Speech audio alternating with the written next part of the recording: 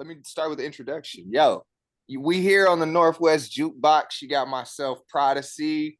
Got our host, James The Juggernaut, of course. Yep. Today, we chilling with Snowman of Oz Squad family. Yeah, what's going on? You know what I'm saying? So, like, first off and first and foremost, tell us who you are. Who is Snowman?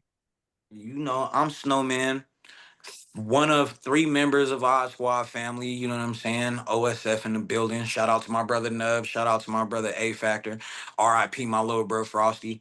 Um, I'm just a kid from South Phoenix, you know what I'm saying, in Arizona, trying to do my thing with my boys, you know what I mean, my brothers, make something happen, show the world we can do what we want to, even with the obstacles that life placed in front of us, you know what I'm saying? Just trying to show the world you can do what you want to if you put a little bit of elbow grease behind it, you know what I mean?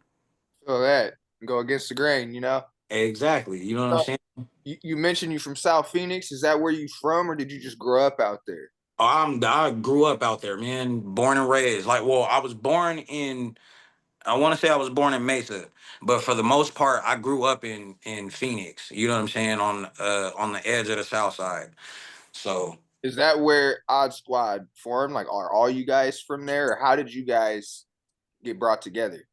I met Nubs my senior in person. I met Nubs my senior year in high school. I knew about him my junior year just because we had some classmates that I was kicking it with didn't like the classmates that he was kicking it with. So I kind of got drug into the little beef that the 2 classes had, you know what I'm saying? Whatever the case may be.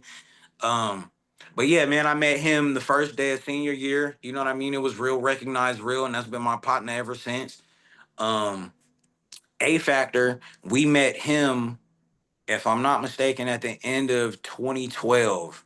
It was shortly after he moved out here from Colorado Springs.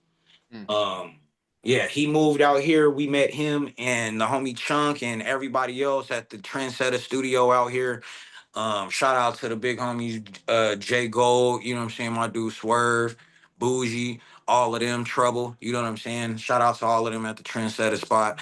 Um, but yeah, that's how we met up with each other. And then shortly after we met up, we just started doing a lot of work together. You know what I mean? We was always in the studio together because either Nubs was recording A Factor or he was just at the studio when Nubs was recording us, and then that led into uh doing shows with each other. Like, we would get a 30-minute set, he do 15 minutes, or he do 10, 12, 15, or 12 minutes, and then we do a couple songs that we got together, and then me and Nubs finish the set. And then one day it was just like, I think we need to make him a part of the team. You know what I'm saying? The homie Chunk had hit us and he was like, yo, A Factor wants to join the squad. What's up? And me and Nubs was like, yo, it's perfect timing. Like, we was just thinking the same thing. So, you know what I mean? All of the pieces just fell together. So this isn't on the list of questions, but just biting off of what you just said, like, what was Mhm. y'all big break in music then, together? Um, our biggest break or like the first one? Like your first one that put you, catapulted you into where you're at now, you know? Okay. Our first one would probably have to be um Smoke My Pain. That song did numbers, man. You know what I'm saying? From the jump, from when we first put it out, it just, the people resonated with it just as much as we did when we made it. And they still do. You know what I mean? That's one of our most played songs on our Spotify playlist, Apple Music playlist. You know what I'm saying? Our catalogs anywhere. That's one of the most played songs everywhere. So I'd have to say that, man. Smoke My Pain for sure. So with that, what are like your inspirations in the game then? Who do you look up to? Mm. Um, I would have to say I look up to Kendrick one, and I've like, if I'm just saying off of inspiration alone, Mhm. Kendrick would be one of them because he's so um nonchalant, and uh he has all of the answers to the questions that you want to ask him, you know what I'm saying? And he's so profound. But then when you get into the music, he brings where he grew up, how he grew up, and what he's learning now all into the same picture. You know what I mean? He's bringing a culmination of it together, and that's what I like the most, man. I think um, anybody that can talk about where they from, what they do now, and what they want to do, I think that's the perfect mix of it. You know what I mean? So I would have to say Kendrick Lamar. Yeah, I can respect that. So I got a question.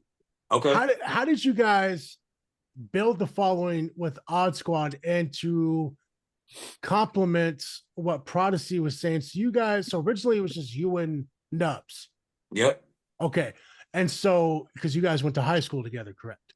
Yep. Okay, awesome. All right. And so what got what oh God, I'm getting tongue twisted. Here, let me redo it. No, let me redo it. I'll cut this It won't be edited in, trust me. So it started with you and Nubs, Mhm. and it was with your boy A Factor. So how did you guys build your following? So I'm 30 years old, right? I've known you guys since I was like 16. I've known the name for 14 years. Okay. So, and I had a lot of friends who listened to you guys and wanted to rap with you guys and stuff like that. So, I mean, social media has been around for about 20 years, but the last 5, maybe 7 years, it's gotten very, very prominent. Yeah. So how did you guys, because you guys, in my opinion, came up like off YouTube and shit like that. Yes, sir. So how did you guys build that following, and what's it like being an artist from the Arizona scene, and not comparing yourselves, but like what made you guys stand out except for the obvious? So if I had to pick one thing, it would be doing our own thing.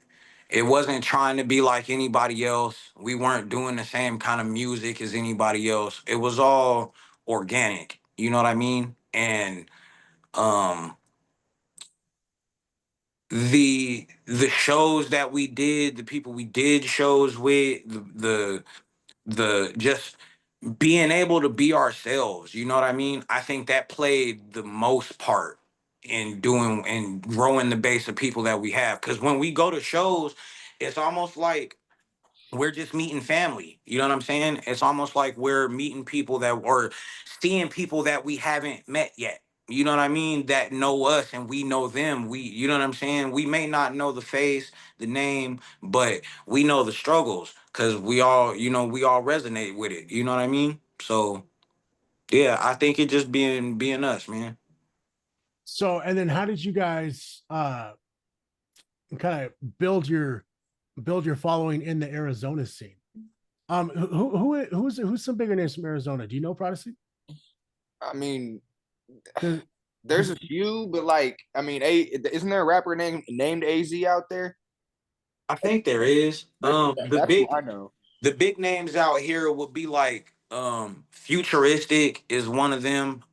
He's been doing, I don't know exactly how long he's been doing music, but he's been doing it for a good chunk of change, and he's one of the people that really blew up off of the Arizona scene and took Arizona, put it on his back, and you know what I mean, and did his own thing with it. A lot of people that are prominent out here was like, shout out to the big homie Trap House. Rest in peace to him. He did a lot for the community. Justice from RTU. He puts on a lot of shows out here. He gave the Arizona artist a way to get on stage. You know what I mean? Like without him, we wouldn't have had half of the shows we had growing up or when we were first coming out. You know what I mean?